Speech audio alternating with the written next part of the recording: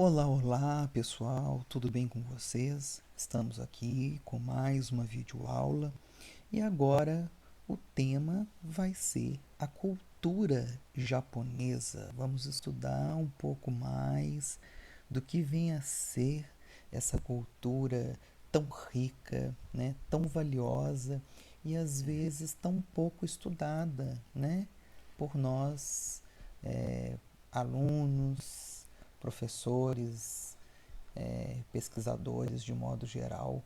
E o intuito dessa aula é a gente focar, né, no teatro japonês, né, mais conhecido como teatro no.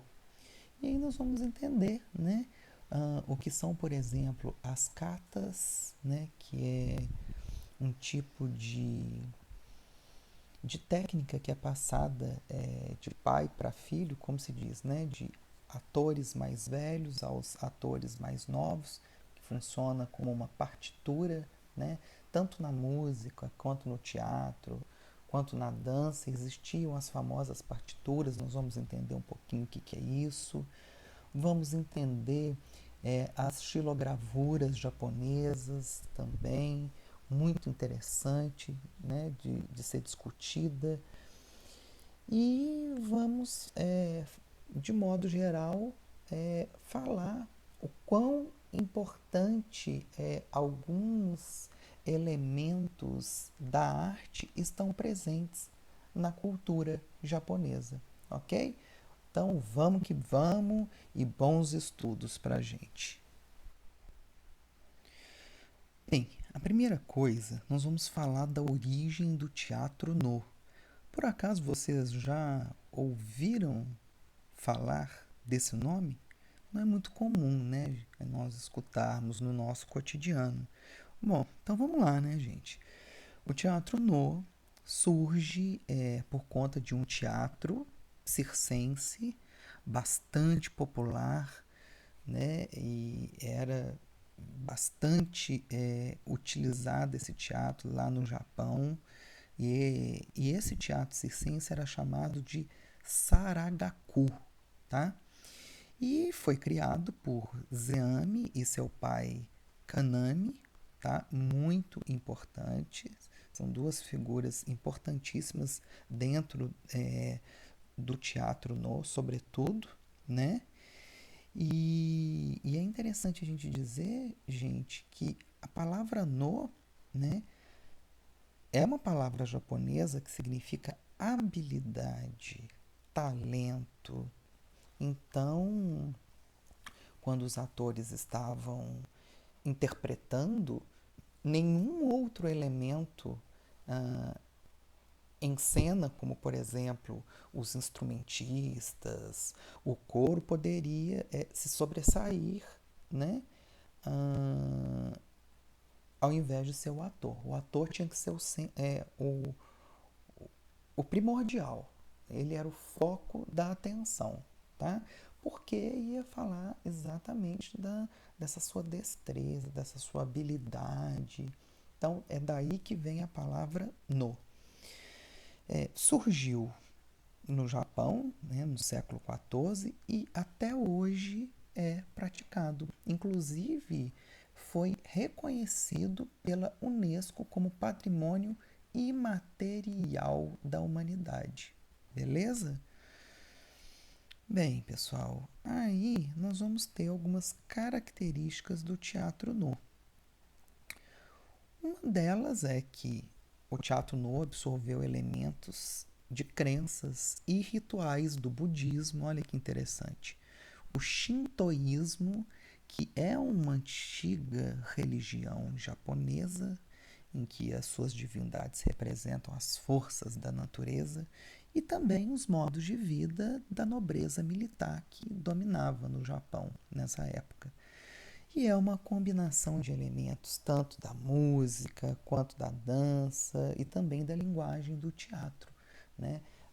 A gente pode dizer que é uma linguagem bastante híbrida o teatro no.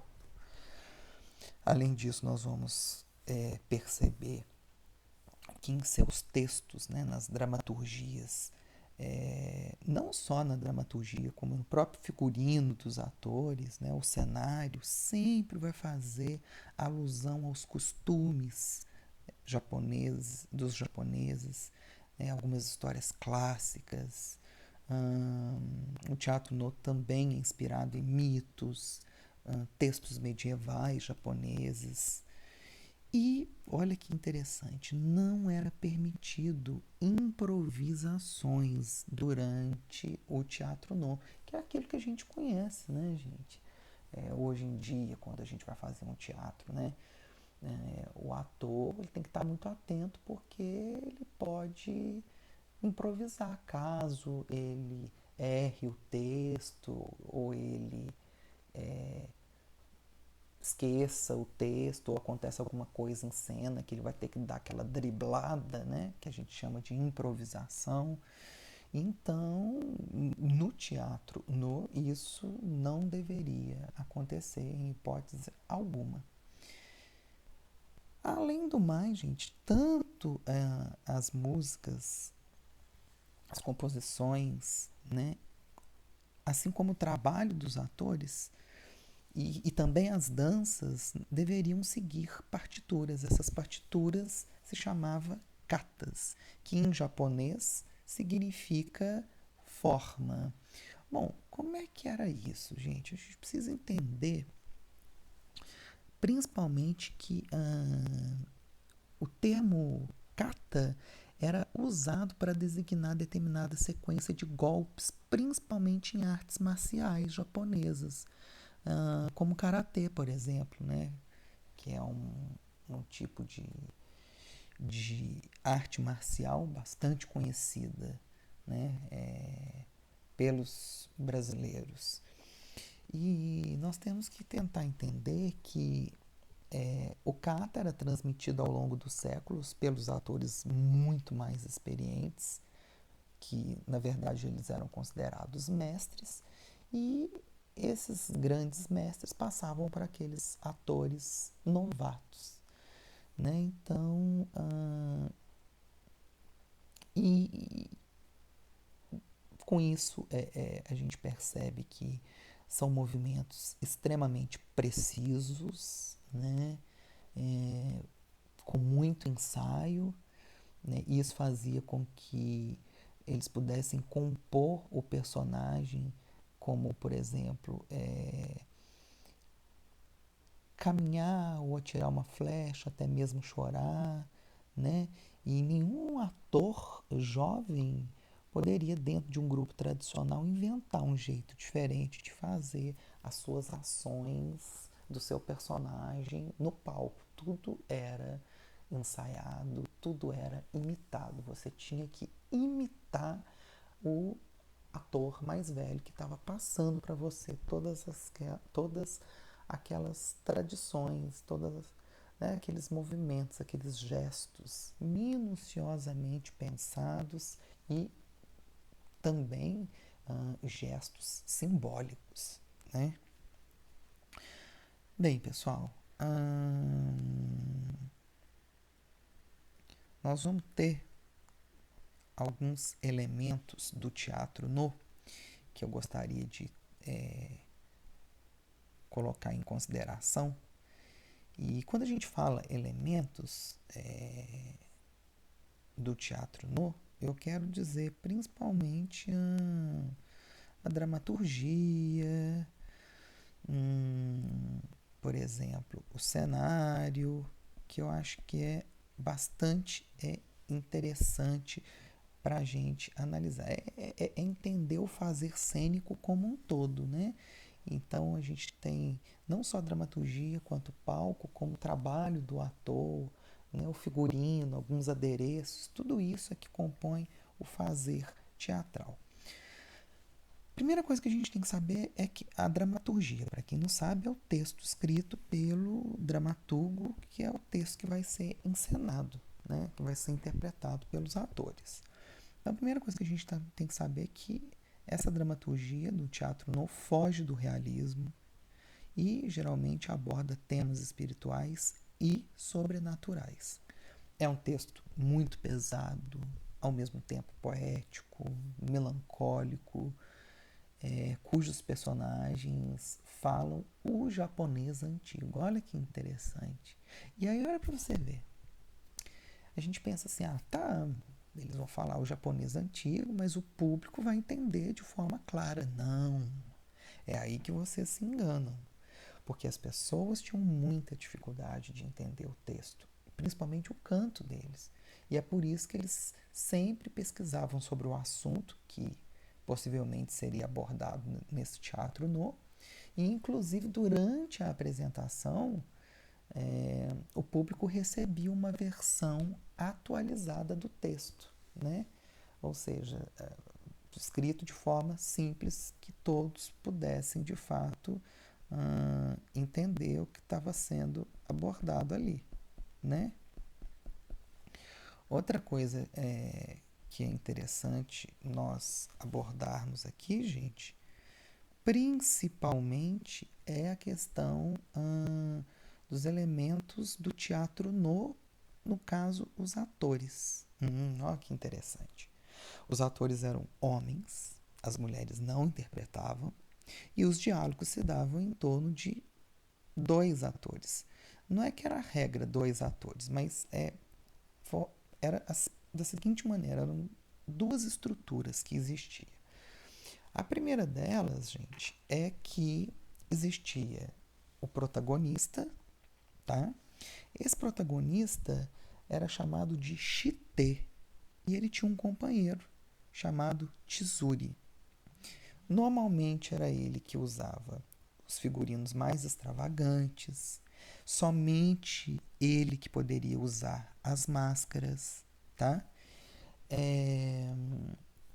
E normalmente o protagonista, chamado, né, conhecido como Chite, era um personagem sobrenatural, né? Um personagem que se transformava em deus, em guerreiro, em mulher, em assombração, né? Como fantasmas, por exemplo. E, ao mesmo tempo, nós vamos ter o coadjuvante, que é chamado de Waki, e seu companheiro chamado Wakizure. Né? Então vocês percebam que tanto o protagonista tinha um companheiro, né? Assim como o coadjuvante que também tinha o seu companheiro, né? Bem, e aí nós vamos ter, claro, um outro componente do fazer teatral, né, que a gente chama de adereços, as máscaras. As famosas máscaras japonesas. E essas máscaras eram divididas primeiramente em masculinas, femininas e demoníacas. Olha isso, gente, demoníacas. Por que demoníacas? Porque nós vamos perceber que elas vão ter algumas feições exageradas para poder dar personalidade e fazer com que o personagem possa se expressar de maneira bem contundente, bem dramática, né? A gente vai perceber alguns contrastes dessas figuras demoníacas, né, com sobrancelhas, ao mesmo tempo que as sobrancelhas são melancólicas, nós também vamos ter um olhar e uma boca amedrontadora. Então nós temos essa brincadeira, esse jogo de contrastes existente nessas máscaras demoníacas. Nós vamos ter alguns tipos de máscara, né? São vários tipos, tá, gente? E eu elenquei alguns aqui que eu acho interessante. Nós temos aqui no caso essa máscara chamada Iotoko. Vocês podem perceber que são representa um menino, né? Feições engraçadas e cômicas. E segundo a lenda diz que esse menino produz ouro através do seu umbigo e ele é um grande portador da sorte. Nós temos também um outro tipo de máscara chamado jar, Muito interessante ela. Segundo a lenda, conforme as mulheres vão guardando rancor, ciúmes, inveja, ou qualquer tipo de sentimento no que diz respeito, né, a coisas negativas, elas se transformavam em serpentes. Nós temos aí uma bem famosa também, a Rania, né, que são demônios femininos com chifres. Nós temos a Ona, né, que a Ona são geralmente as máscaras de mulheres, e essas máscaras com N feições, com N expressões, até porque os homens eles tinham que interpretar papéis femininos. Então essas máscaras vinham no intuito de ajudá-los a construir o personagem, a construir esse corpo, a construir essa energia. E é interessante a gente abordar aqui que a máscara esconde a expressão facial do ator. Então ele vai ter que exagerar em seus movimentos, não é? Nos seus gestos, né? De forma bem dramática para ele conseguir o peso daquele personagem, né? Para ele trazer é, uma organicidade, uma verossimilhança, para ele ser crível em cena e as pessoas gostarem. Nós vamos ter um outro elemento aí do teatro no, que no caso é a música. E a música era executada ao vivo, gente. Composta por um coro e instrumentistas, né? Nós vamos inclusive ter alguns instrumentos que eu vou citar logo adiante, mas são 3 tipos de tambor e uma flauta. Como por exemplo, nós vamos ter o taiko, né? Tocado com baquetas. Nós vamos ter o otsuzumi, que é o tamboril grande. Nós vamos ter o kotsuzumi, que é o tamboril grande. E por fim, nós vamos ter a flauta, chamada nokan. Percebam que os nomes são um pouquinho complicados, tá, gente? Inclusive, é, eu tive que pesquisar como se fala, né? Mas mesmo assim a gente ainda pode ter algum tipo de dificuldade, né? É porque é, falar em japonês, eu imagino que não é fácil. Bem, meus queridos, um outro elemento extremamente importante dentro do teatro no é o palco, projetado para dentro da plateia. Por quê? Para que o público se sinta mais aconchegante, para que o público é, se adentre dentro da narrativa, né? Para que o público participe de forma quase que ativa do espetáculo. Pra, na verdade, é um teatro para envolver a plateia. Então, tem uma proximidade muito grande, né? É coberto por um telhado. É, e aí nós temos, por exemplo, a banda que fica atrás do palco, o coro que fica nas laterais do palco, até porque a acústica vai ficar bem melhor, né? Hum, e o coro e a banda também nunca deveriam se sobressair ao ator, aquilo que eu havia dito para vocês, né? O ator está em primeiríssimo plano e até porque ele é que tem que chamar a atenção, ele é que tem que mostrar tudo que ele sabe fazer, todas o seu potencial como artista, não é? Além disso, pessoal, nós vamos ter aí ah, um, uma reportagem, né, por trás das cenas do teatro, não, e mostrar para vocês um pouquinho, né, como é que é essa estrutura do, do palco, para vocês verem o quão inteligentes são os japoneses, o quanto a coisa é muito bem estruturada e organizada. Vamos lá então.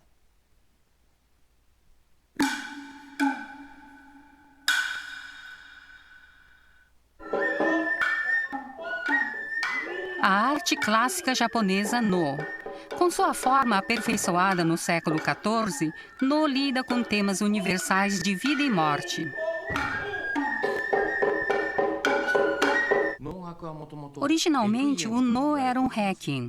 Tratava-se de uma dramatização dos períodos brilhantes da vida de uma pessoa falecida. Servia como um memorial, trazendo de volta as melhores lembranças dessa pessoa e homenageando o seu espírito. Há teatros com ideias originais para o desempenho das peças de No. Originalmente, os palcos eram ao ar livre, muitas vezes em um santuário.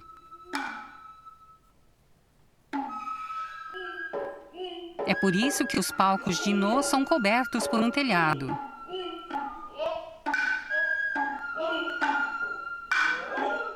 Os pedregulhos brancos ao redor do palco eram para refletir a luz solar e iluminar os movimentos dos artistas.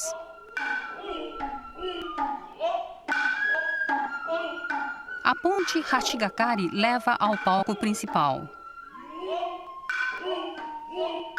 Ela simboliza a passagem entre os mundos dos mortos e dos vivos. Efeitos de perspectiva dramatizam a entrada dos personagens. Os 3 pinheiros ao longo da ponte aumentam gradativamente de altura. Isso proporciona uma ilusão óptica, fazendo parecer que o ator vem de uma longa distância. O palco principal representa o mundo dos vivos. Os atores atuam como espíritos bons e ruins e seres humanos vivos com máscaras especiais. Usar máscara restringe muito o campo de visão do ator. No palco de 6 metros quadrados, os atores usam os 4 pilares dos cantos para demarcar suas posições.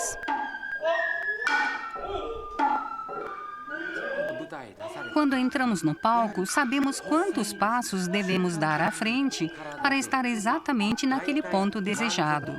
Ensaiamos esse instinto constante diariamente e, graças a isso, não necessitamos pensar sobre a questão quando estamos atuando. Outra característica do No é como os atores pisam no palco para produzir sons.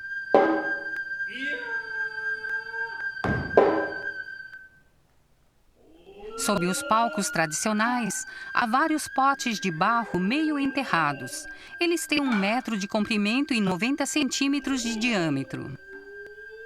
A boa disposição e o direcionamento dos potes melhoram a acústica do palco, fazendo ecoar e ressoar as batidas dos pés.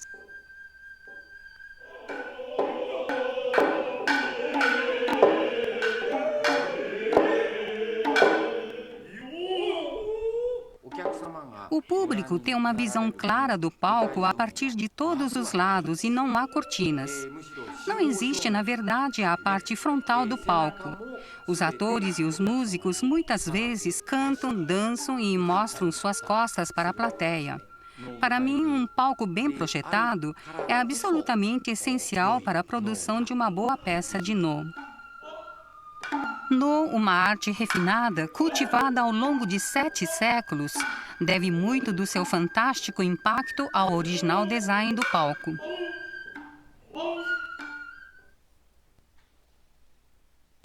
Pois é, pessoal, muito bem.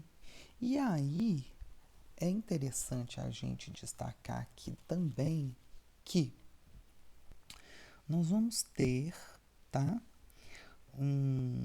uma peça de teatro extremamente famosa chamada Agoromo, que traduzindo significa o manto de plumas. E ela foi escrita por Zeame. Lembra que eu falei para vocês que ele que introduziu o teatro No? Essa foi uma das peças mais representadas no repertório do teatro No. E é interessante a gente destacar, né, que nessa obra, contar um pouquinho dela.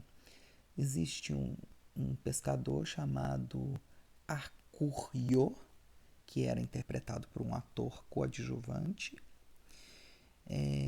e esse pescador ele encontra um manto de plumas abandonado. e deseja ficar com esse pano, com esse manto. Só que aí surge uma linda divindade. Essa linda divindade ela deveria ser interpretada por um ator protagonista, vestindo uma máscara.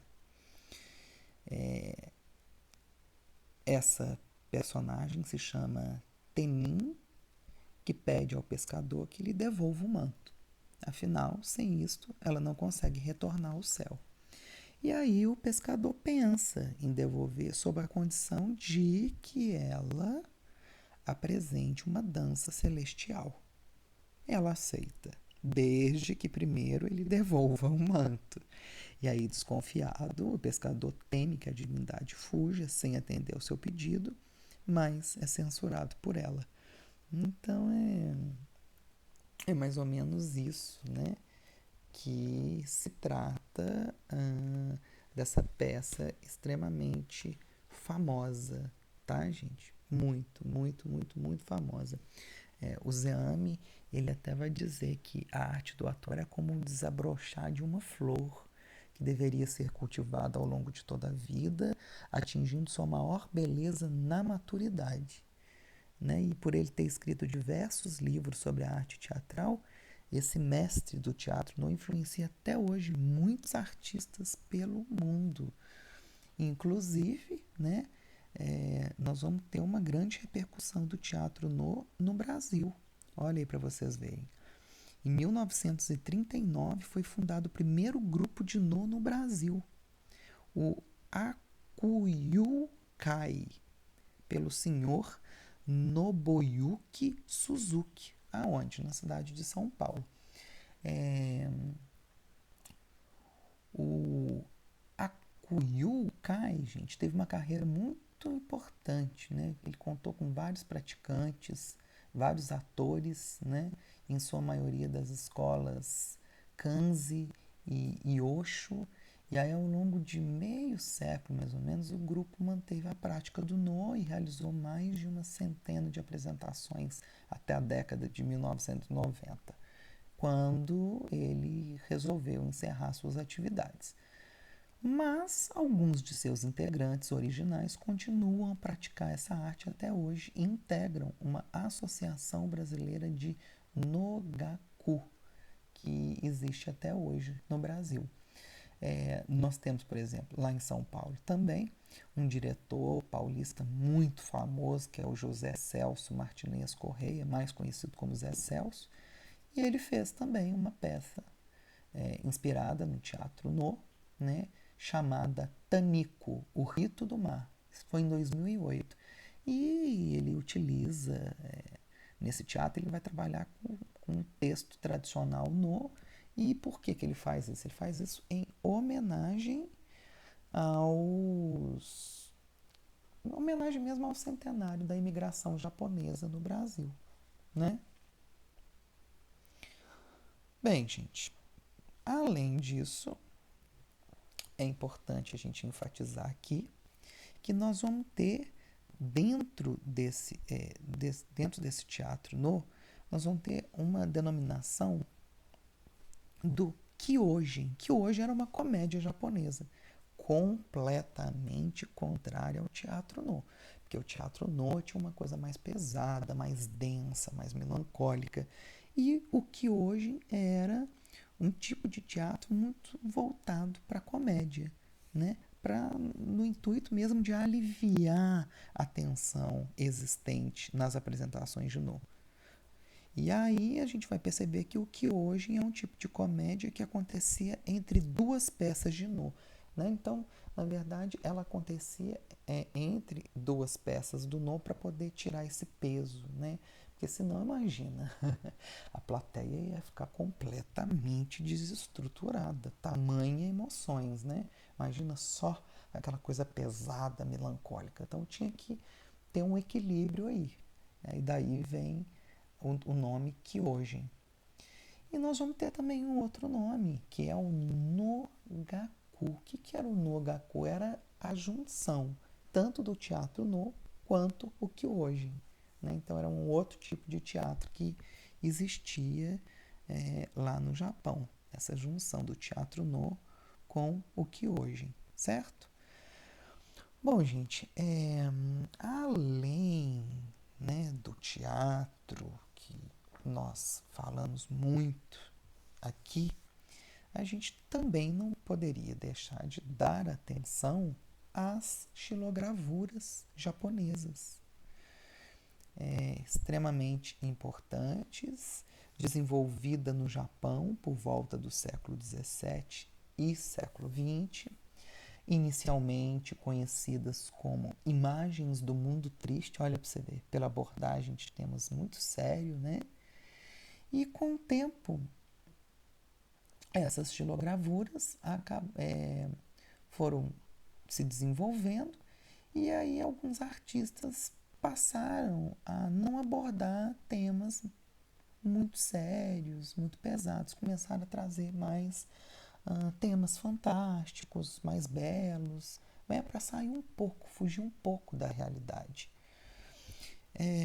Nós vamos ter aqui, gente, um artista chamado Okuzai, que foi um dos principais nomes, né, do estilo de gravura japonesa popular, né, chamado ukiyo-e. Ukiyo-e é figuras de um mundo flutuante. Esse termo é um termo budista que se refere à brevidade e à incerteza da vida. As criações desse artista refletiam as mudanças de comportamento da época, principalmente com o nascimento da classe burguesa e a popularização do consumo de arte que estava acontecendo lá no Japão. É interessante a gente dizer, gente, que